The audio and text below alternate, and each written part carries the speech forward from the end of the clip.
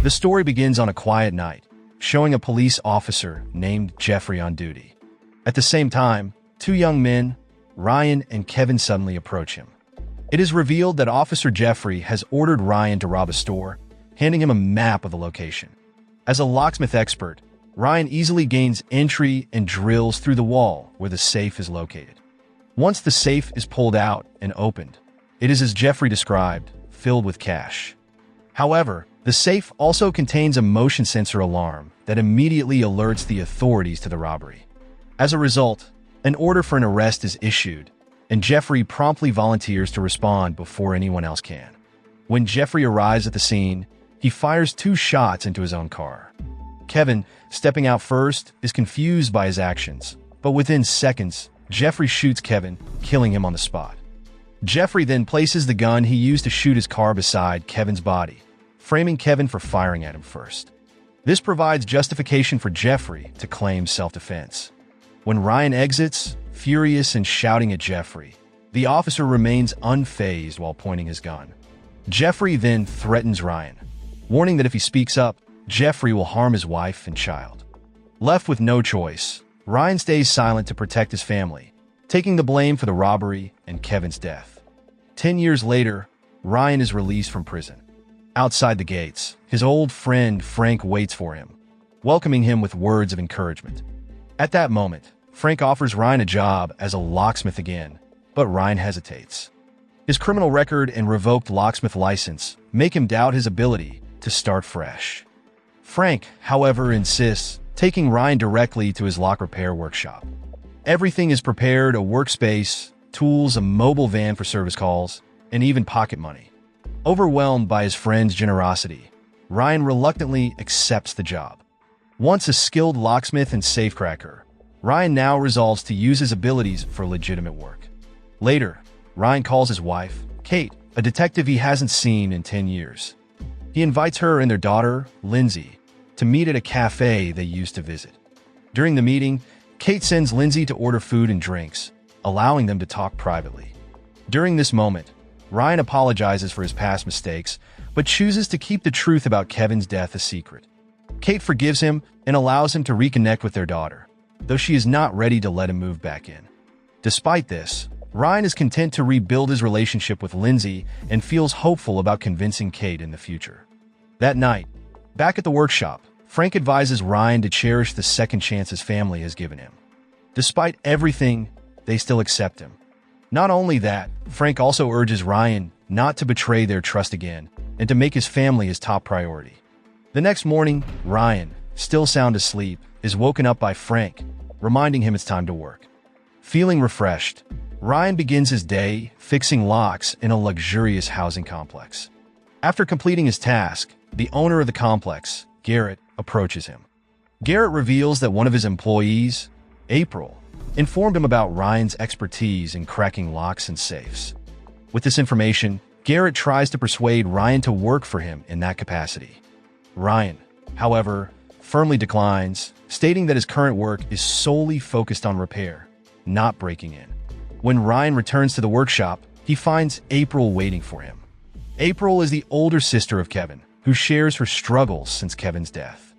Forced to survive as an entertainer, April is now in significant trouble and urgently needs a large sum of money. She then asks Ryan to help her steal it from her employer. Ryan immediately refuses, explaining that committing a crime is out of the question, especially since he's only been out of prison for a week. He worries about the consequences for his wife and daughter. In the end, Ryan promises to help April in any way he can, as long as it's within the bounds of the law. Enraged by his refusal, April storms off. At that moment, Frank, overhearing their conversation, warns Ryan not to give in to April's demands. While he feels guilty, Frank reassures him that debts can be repaid in other ways. The next day, as Ryan prepares to head to work, a police car pulls him over. To his shock, it's Jeffrey, the corrupt cop who orchestrated the robbery in the opening scene. Jeffrey then threatens Ryan to stay silent about his criminal activities. With his retirement approaching, Jeffrey warns that his subordinates, Detective Perez and Detective Jones, will continue to monitor Ryan. Shortly after Jeffrey departs, Detective Jones confronts Ryan, delivering a brutal beating as a warning. Things worsen when Detective Perez discovers a set of lock-picking tools in Ryan's car. Ryan is taken to the police station. Fortunately, their superior, a rational man, refuses to press charges, pointing out the lack of evidence proving Ryan was caught in the act of breaking in. Without concrete proof, the case is dismissed. In the interrogation room, Ryan faces questioning from his own wife, Kate. She demands to know why he's involved in criminal activity again. Ryan explains that Jeffrey had planted the tools during a search of his car and insists the set belongs to Frank, who had left it there long ago. Shortly after, the superior officer releases Ryan, noting there isn't enough evidence to detain him. However, the officer warns Ryan that working as a locksmith without a license is illegal and instructs him to get his papers in order before resuming work. Back at the workshop, Frank advises Ryan to avoid trouble at all costs. But Ryan points out that trouble keeps finding him. Meanwhile, at the police station, Jeffrey's retirement party is in full swing. During his farewell speech, Jeffrey presents himself as a hero. Later, he calls Kate into his office, offering her a glass of wine and suggesting she take over his position as head of the department. It was revealed that Jeffrey deliberately recommends Kate to keep her under his watch, indirectly using her as leverage to ensure Ryan thinks twice before acting against him. The next day, Ryan is seen testing his locksmithing skills, proving that his expertise is still unmatched. Suddenly, Kate calls him, asking him to pick up Lindsay from school as she has to attend a party. Thrilled at the chance to spend time with his daughter, Ryan promptly picks Lindsay up from school and takes her to a park for lunch together. Lindsay, excited about her father's skills, eagerly asks him about his ability to crack locks and even requests a demonstration. Wanting to impress her, Ryan takes Lindsay to the workshop and shows her a few lock-picking tricks. To his amazement, Lindsay successfully picks a lock on her first try.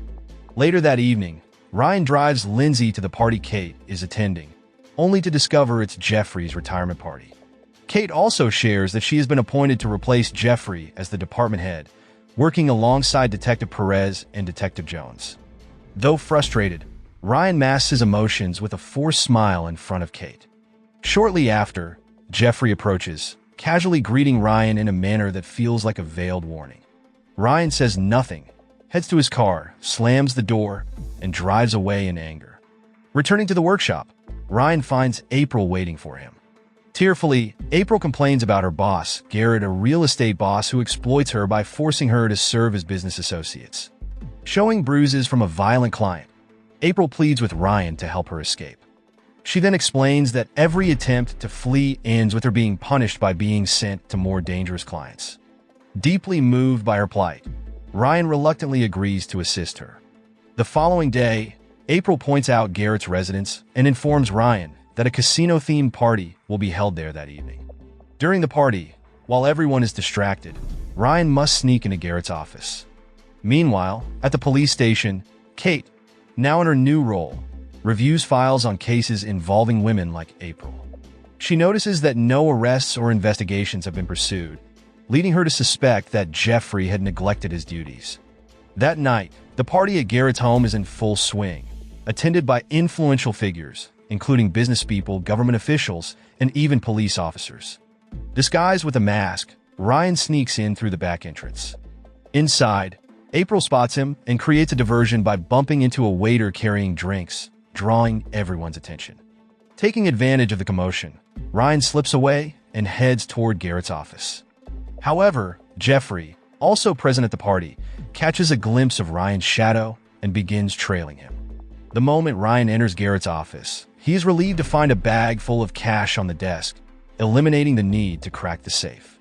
However, his luck runs out when Jeffrey follows him inside. Acting quickly, Ryan attacks Jeffrey, disarming him and pointing the gun back at him. Yet, Ryan hesitates. Killing Jeffrey in a house full of guests, including police officers, would mean certain arrest. Instead, Ryan grabs the bag of cash and makes his escape. As Ryan attempts to flee, he encounters security guards. Forced into a desperate move, he runs into the party, grabs April, and uses her as a shield. Once near the exit, he shoves April forward and jumps over the wall, escaping successfully. Though Ryan gets away with the cash, Garrett is furious at Jeffrey, who was tasked with ensuring security at the party. In the end, Garrett demands that Jeffrey recover the stolen money, no matter the cost. Back at the workshop, Ryan hides the cash in Frank's safe and tries to call April to inform her, but she doesn't answer. Concerned, he goes to her house, only to find it disarray and April missing without a trace, as though she had been abducted. Meanwhile, at Kate's house, a woman named Tanya, a co-worker of April, visits her. Tanya hands over a flash drive containing incriminating evidence against Garrett. The files include photos and videos revealing his crimes, as well as implicating Jeffrey, Detective Perez, and Detective Jones. The evidence confirms their involvement in numerous illegal activities. When Ryan returns to the workshop, he finds an enraged Frank confronting him about the money hidden in the safe. Ryan explains that he had no choice, he couldn't stand by while April was being tormented. Despite his anger, Frank advises Ryan to go to Kate for help. But Ryan refuses, fearing that involving Kate would make her a target for Jeffrey and his corrupt detectives. Frank reluctantly relents, leaving Ryan to handle the situation alone. Later, as Ryan organizes the stolen cash, Kate unexpectedly arrives. He quickly hides the money before she notices. Kate then asks him to tell her the truth about April's disappearance and the real reason he was imprisoned 10 years ago. Ryan, unwilling to reveal the full story, takes all the blame upon himself and feigns ignorance about April's whereabouts. At work, Kate compiles the evidence Tanya gave her and submits it to her superior. However, they still lack credible witnesses to build a strong case. With Tanya being a prostitute, her testimony might not hold up in court. In the end, Kate is tasked with finding additional witnesses to ensure the corrupt officers face justice. That night, Ryan sneaks back into Garrett's house, evading the guards. He demands a trade. If Garrett releases April, Ryan will return the stolen money. Garrett denies knowing April's whereabouts, but Ryan doesn't believe him. Growing impatient, Garrett attacks Ryan, only to be overpowered. Ryan then forces Garrett's head into a basin of water, demanding to know where April is. Unable to withstand the torture, Garrett finally confesses that April is being held by Jeffrey. Hearing Garrett's confession, Ryan rushes out, determined to save April. Unbeknownst to him, April and Jeffrey watch him leave from a distance, revealing the shocking truth. April has been working with Jeffrey all along. Her pleas for help were a lie to manipulate Ryan into committing the robbery. Their plan was to exact revenge for Kevin's death by framing Ryan and sending him back to prison. With Ryan out of the way, Jeffrey enters Garrett's house wearing gloves, his intent clear to eliminate Garrett and pin the crime on Ryan. Meanwhile, Ryan arrives at the workshop and informs Frank that Garrett had no knowledge of April's whereabouts. He suspects Jeffrey is the true culprit. However, Frank, concerned about the situation spiraling out of control, advises Ryan to hand over the stolen money to Kate and let her handle the matter legally. Not only that, Frank warns Ryan that acting alone will only worsen the situation and likely land him back in prison. Shortly after, Kate and Lindsay arrive at the workshop. Kate, visibly upset, confronts Ryan about the lies he has been keeping from her. Cornered, Ryan finally admits the truth. Kevin was unarmed the night he was killed, and Jeffrey had deliberately framed him by placing a gun near his body. Ryan explains that he remained silent because Jeffrey threatened to harm Kate and Lindsay. Moved by his confession, Kate refuses to let him face this battle alone. She then asks Ryan to give her the stolen money, so she can use it as evidence and take the legal route to bring Jeffrey and his accomplices to justice. In the end, she insists that Ryan stay at the workshop with Frank to protect Lindsay while she handles the matter. At the police station, Detectives Perez and Jones break into their superior's office and retrieve the flash drive containing incriminating evidence. To their surprise, the drive not only contains photos, but also videos and audio recordings detailing their crimes. If these pieces of evidence are presented in court alongside witness testimonies, they could face severe punishments, even the death penalty. Elsewhere, Jeffrey and April arrive at a hotel, where Jeffrey receives a call from Jones, who informs him that their superior has seen the evidence handed over by Kate. Though they've recovered the flash drive, it's too late, the damage is done. Furious, Jeffrey devises a new plan. That night, they must eliminate Kate, Ryan, and anyone else involved, recover the stolen money, and flee the city. Hearing Jeffrey's sinister intentions, April begins to regret her involvement. What started as a plan to frame Ryan has spiraled out of control. Now, Jeffrey intends to kill Ryan and his family, including innocent Lindsay. Overcome with guilt, April realizes the consequences of her actions and their potential to claim an innocent child's life. At the workshop, Ryan receives a call from April, who warns him to leave immediately. But it's too late. Detective Perez arrives and shoots Ryan in the leg. Frank attempts to defend him, firing back at Perez and eventually killing Jones. Tragically, Frank is struck by another bullet from Perez and dies on the spot. Perez, now holding Lindsay hostage, demands that Ryan hand over the stolen money. Ryan, knowing that Kate has already taken the money, tries to reason with Perez while slowly lowering his weapon.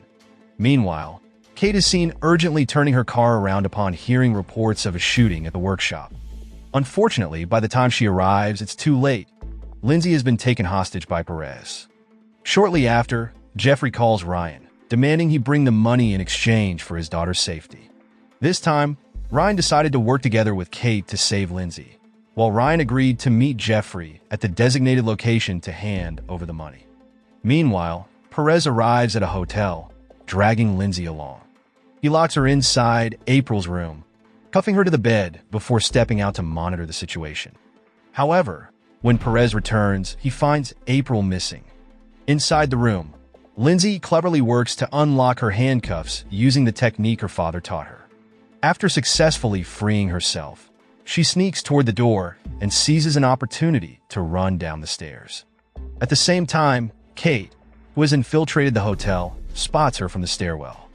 Acting quickly, Kate shoots Perez, killing him instantly.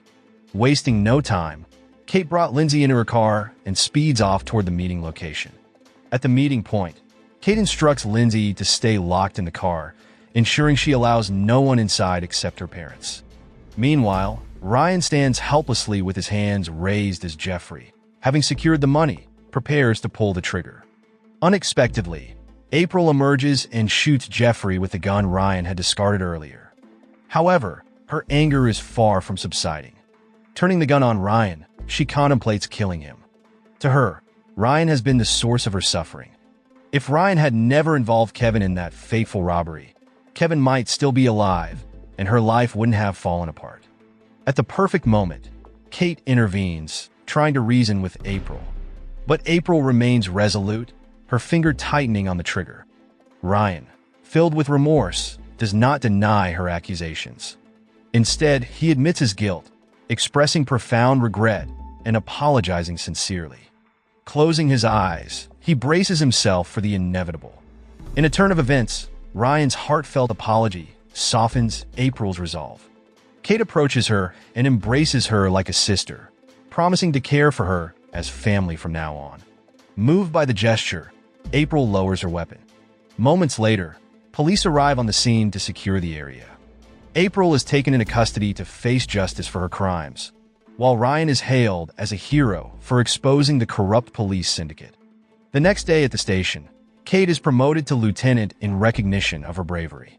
That evening, Lindsay competes in a piano recital, while Ryan and Kate sit in the audience, their hands clasped together, showing signs of rekindled affection. Seeing her parents united once more fills Lindsay with confidence, allowing her to play the piano with heartfelt emotion. So the moral of the story is, if you're going to teach your kid lockpicking, make sure they use it to escape bad guys, not just impress their friends. And maybe don't rob stuff with shady cops. It never ends well.